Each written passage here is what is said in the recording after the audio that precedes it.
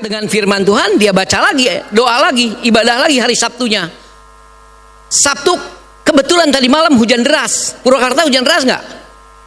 Karawang hujan deras, sangat dingin. Jangan tidur, baca YouTube. Firman Tuhan juga, minimal 7 pendeta kalau dingin. Dari jam 4 sore sampai jam 10 malam, lihat ibadah. Ada 7 ibadah di YouTube. Jadi total Jumat dan Sabtu paling tidak ada 12 ibadah yang sudah diikuti sebelum hari Minggu datang ke gereja. Jadi pendetanya tinggal diakur-akurin aja. Ini ngomongnya bener nggak nih? Ini pendeta ini ngomongnya bener nggak nih? Pendeta saya di YouTube ngomongnya begini, di YouTube ngomongnya diakurin sama YouTube. Jadi peranan pendeta sekedar not beyond Holy Bible, tetapi harus perilakunya, kelakuannya harus benar. Hari-hari ini kependetaan, kerohanian benar-benar sedang dibentuk, bukan diuji, tapi sedang dibentuk untuk menjadi benar-benar sebagai hamba Tuhan yang sepakat katakan amin. Apalagi yang seprofesi dengan saya, rohaniawan, gembala, pendeta, apalagi rohaniawan kata pemerintah, pendeta kata ijazah, gembala kata umatnya, terus satu lagi hamba Tuhan, pelayan. Hamba Tuhan pilih panggilan hati. Lalu pelayan entah pelayan atau benar, enggak atau enggak benar, tapi 5 status disandang oleh seorang rohaniawan hari-hari ini harus dipertanggungjawabkan. Demikian juga seorang suami. Terima kasih untuk pendahuluannya, dan langsung saja kepada dasar firman Tuhan yang akan kita bekalkan kepada saudara Vicky dan saudari Elisa, dan untuk kebutuhan saya dan saudara. Kita akan baca di dalam nggak susah-susah sajalah. Di dalam Injil Markus saja pasalnya yang ke-10 ayatnya yang ke-9.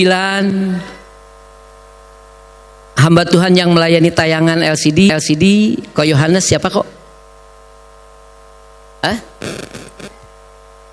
Oh, Kak Milen, terima kasih. Tolong tayangkan Markus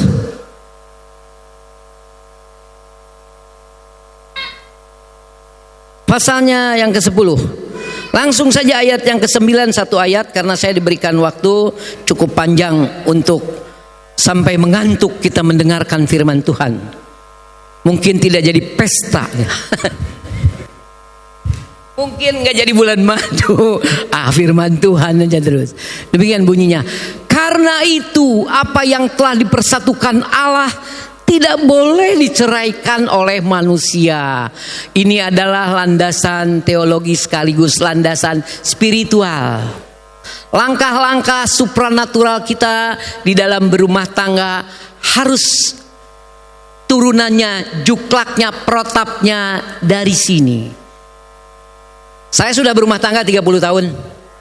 Siapa yang sudah sama dengan saya 30 tahun atau kurang atau lebih angkat tangan. Wah, puji Tuhan banyak temannya. Saya 30 tahun, putra 3, 2 putra, 1 putri, cucu 1. Dan bersyukur kepada Tuhan saya dipercayakan oleh Tuhan melalui suara daripada umat di tempat ini. Saya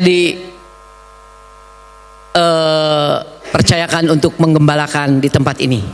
30 tahun saya berumah tangga di sini.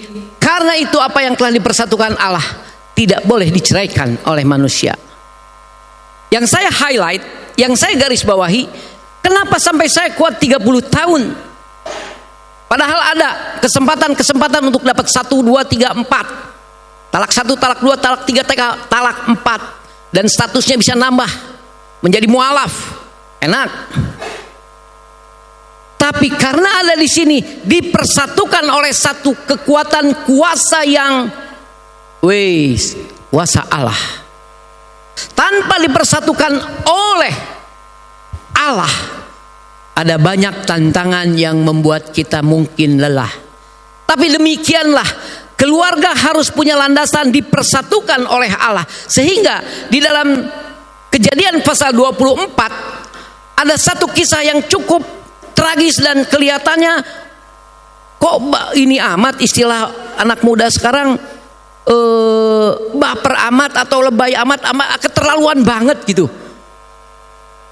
Di dalam Kejadian pasal 24, Abraham memilihkan jodoh untuk Ishak sampai nyuruh hambanya. Tidak tanggung-tanggung. Kita baca di dalam Kejadian pasal 24.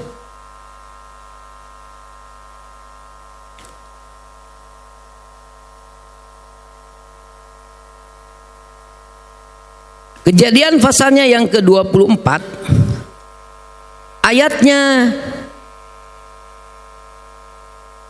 yang ke-7 sampai ayatnya yang ke-9. Demikian bunyinya.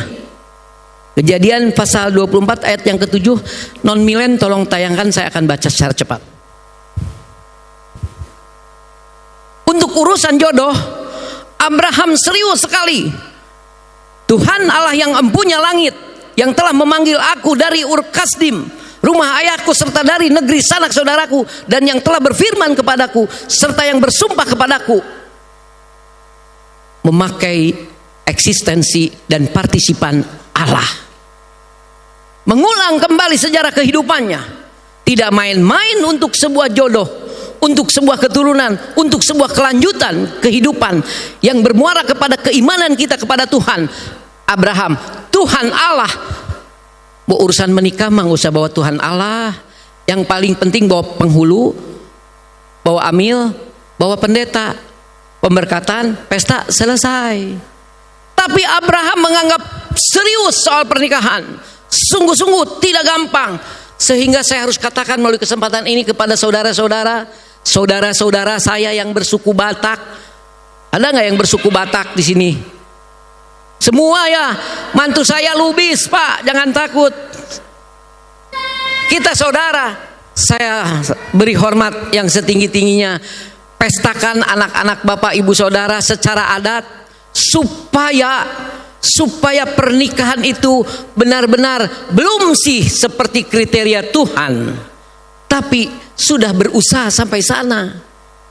Kalau non Elisa suku Jawa ya, suku Jawa juga sama, kurang lebih lah. Tapi kalau suku Batak, aduh, kalau pernikahan Bu Rosdiana ya, saya hadir. Kalau mungkin dikasih waktu 24 jam kali 2, 24 jam kali 2 terus. Banyak wejangan, banyak nasihat, ini itu, wah ini itu. Tapi generasi muda yang saya hormati dan Tuhan kasihi, jangan menghindar dari itu ya. Karena itu adalah media Tuhan, hati Tuhan yang diletakkan kepada para orang tua kita. Pernikahan itu enggak gampang.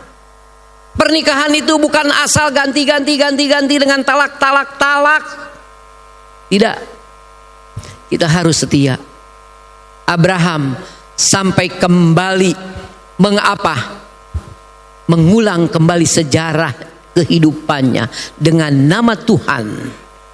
Tuhan memanggil saya, Tuhan memisahkan saya dari masa lalu, masa kegelapan. Dari itu carikan jodoh buat anak saya, namanya Ishak. Dan kalau jodohnya ada, bawa ke sini, jangan bawa anak saya ke sana. Ada budaya yang harus dijaga di dalam pernikahan. Ada kultur, ada habit, ada sikap-sikap, nilai-nilai yang harus terus dijaga di dalam pernikahan orang percaya. Karena itu adalah media kuasa Allah.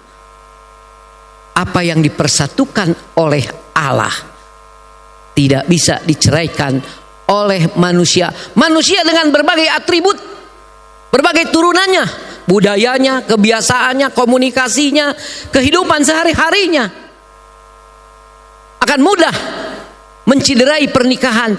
Tetapi jika kita berpegang kepada Markus pasal 10 tadi, kuasa manusia tidak bisa. Karena kita dipersatukan bukan oleh kesamaan merek handphone, bukan kesamaan selera kuliner, bukan oleh kesamaan kecantikan dan kegantengan, tetapi dipersatukan oleh Allah. Amin. Waktu konseling pernikahan, Saudara Vicky dan Saudari Elisa, saya bacakan firman Tuhan, bersyukur kepada Tuhan bahwa kamu dipersatukan bukan karena Saudara Vicky ganteng saja. Harus pakai saja. Kalau nggak pakai saja, bukan karena ganteng. Waduh, berarti nggak ganteng. Bukan karena ganteng saja. Elisa juga bukan karena cantik saja, tetapi lebih dari itu ada campur tangan Tuhan, ada keinginan Tuhan. Karena dalam Alkitab yang lain